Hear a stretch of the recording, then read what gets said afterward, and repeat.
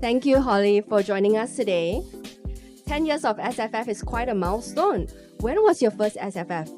Well, first of all, thank you, Cynthia, and thank you to the Dyna team for having me today. My very first SFF, I think it was in 2019. 2019. That was the year I joined financial services. I joined FinTech. So Right. it's been about, I think, my 6th or 7th. But it's my very first as the president of the Singapore FinTech Association. So feeling very different now. Well, congrats on the new appointment. I'm sure, it feels very different because it feels a lot more personal, right? That's for sure. So looking back, what are the moments and changes that stand out most to you in the Singapore's FinTech journey since you joined?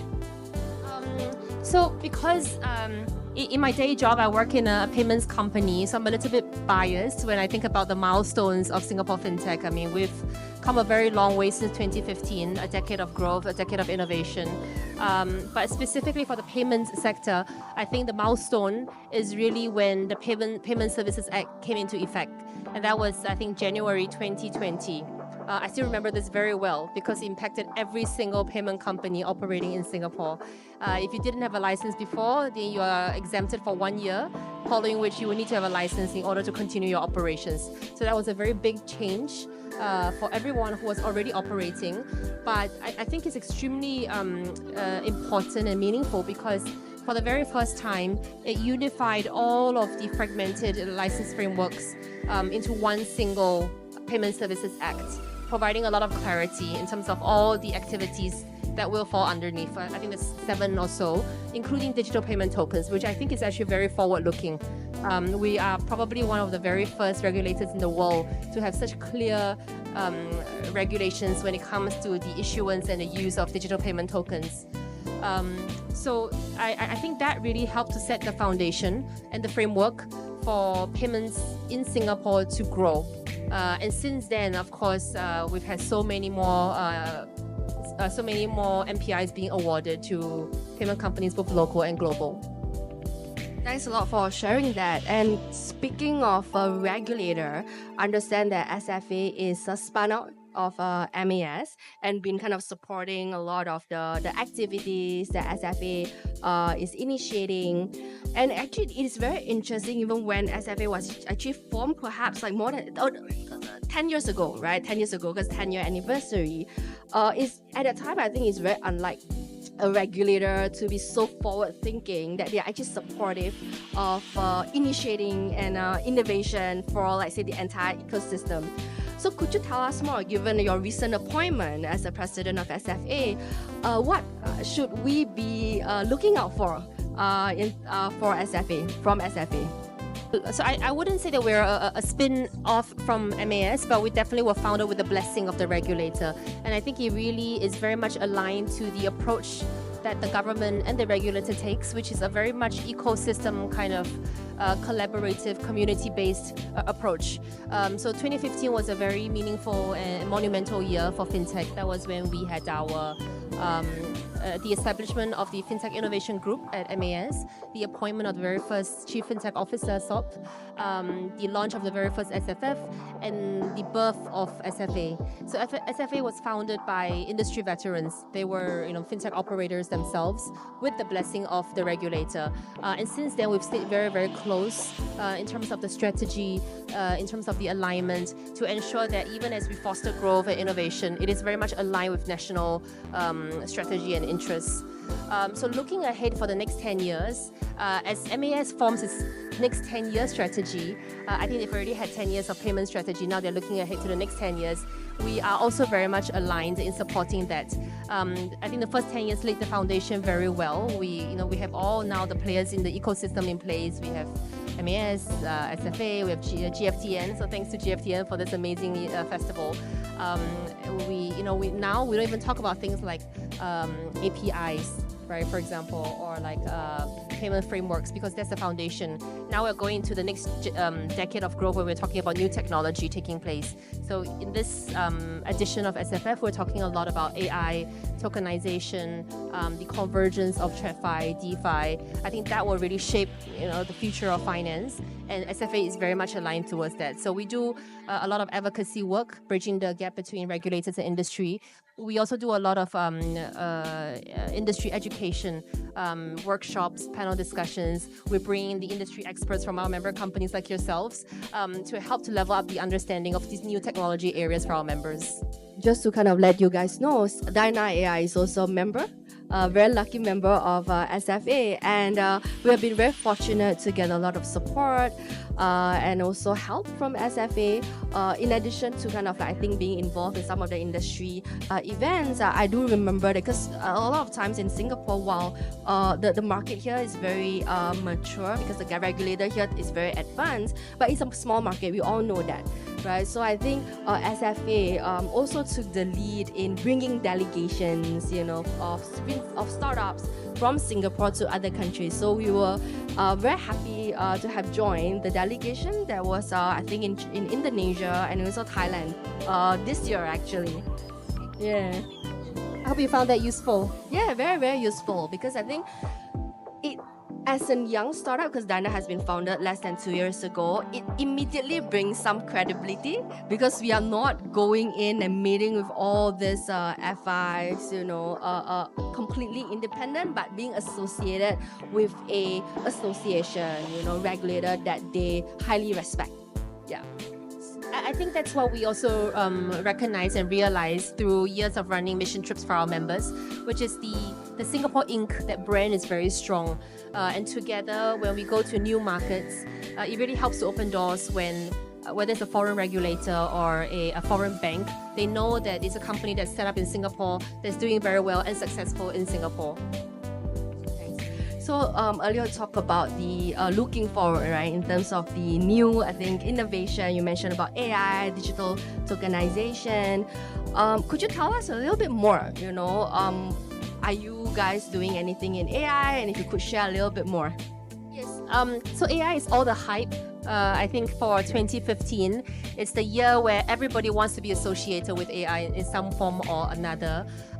So MAS, they've set I guess AI as a strategic direction for the regulator. They've launched the Pathfinder program, which aims to match AI providers with financial institution users to encourage the adoption of AI in FI. And for SFA, we are very much aligned to that strategy. So throughout the course of this year, we've done a fair bit of socializing of AI knowledge with our members. We did a couple of workshops with AI specialized use cases. A lot of it is in RegTech, for example, in fraud detection, monitoring, the use of it in customer service and support, for example. And those have really faced a lot of very strong positive responses. And so we do intend to continue on that for next year. The other one is the launch of our SFA AI community. So we launched that at the Google campus just a couple of weeks ago with the blessing of MAS. And it's an open community for everyone within the SFA ecosystem who are maybe operators, who are providers of AI solutions, or people who are just interested and wanting to know how they can deploy AI in their work, or maybe to use AI to find their next opportunity. I was included in a WhatsApp group chat. Oh, thank you. Yeah, but unfortunately, I was not in Singapore for the event. I'll definitely join the next one. Yes, Yeah. Thank And you. speaking of the MAS program, we are referring to the Pathfinder program. Right? So we are also very fortunate to actually be one of the vendors that have been selected. So tomorrow, we are actually going to showcase our collaboration with GXS in the MAS booth tomorrow. Yeah, thanks a lot. Yeah.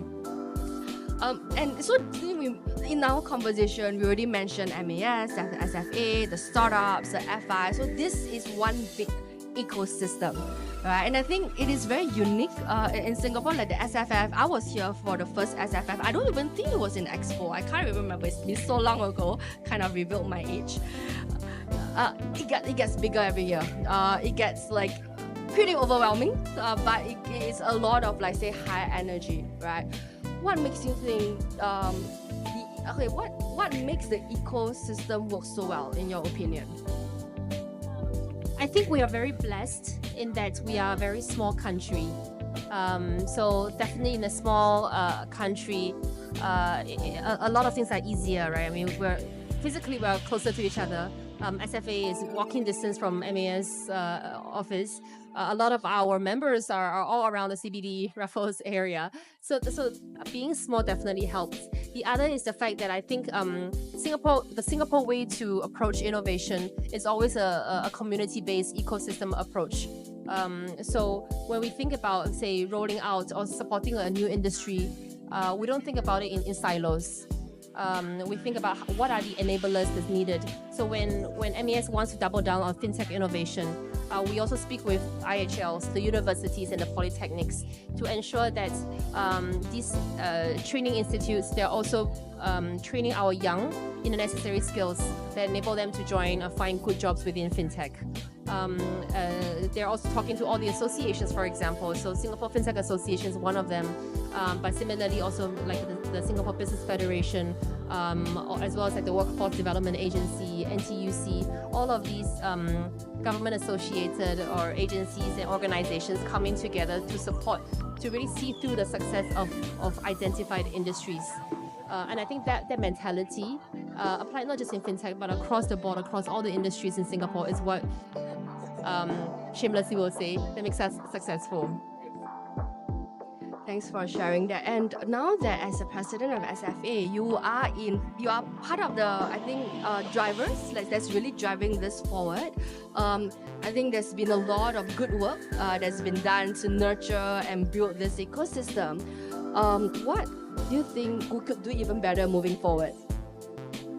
Well, so, and this is coming also from feedback and inputs from our members, which is we've done a really good job in Singapore, but they're also hoping that we can do an equally good job when it comes to cross-border collaboration.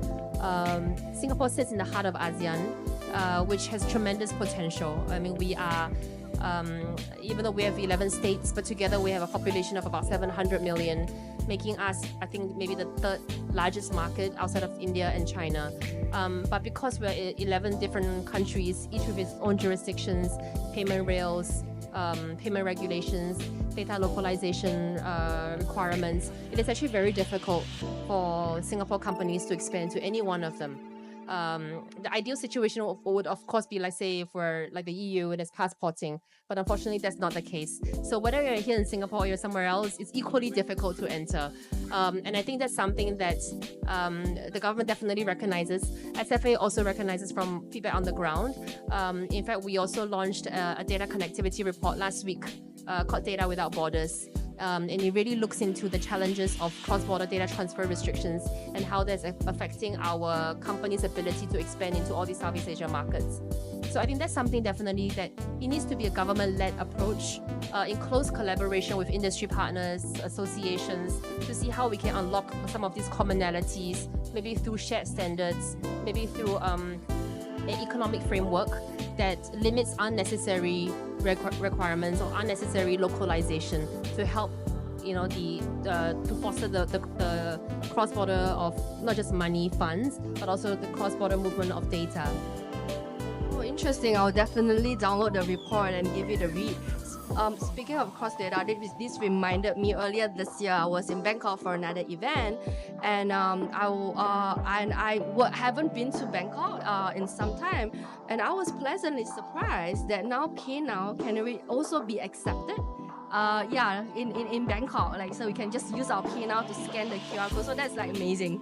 Don't even have to bring cash anymore.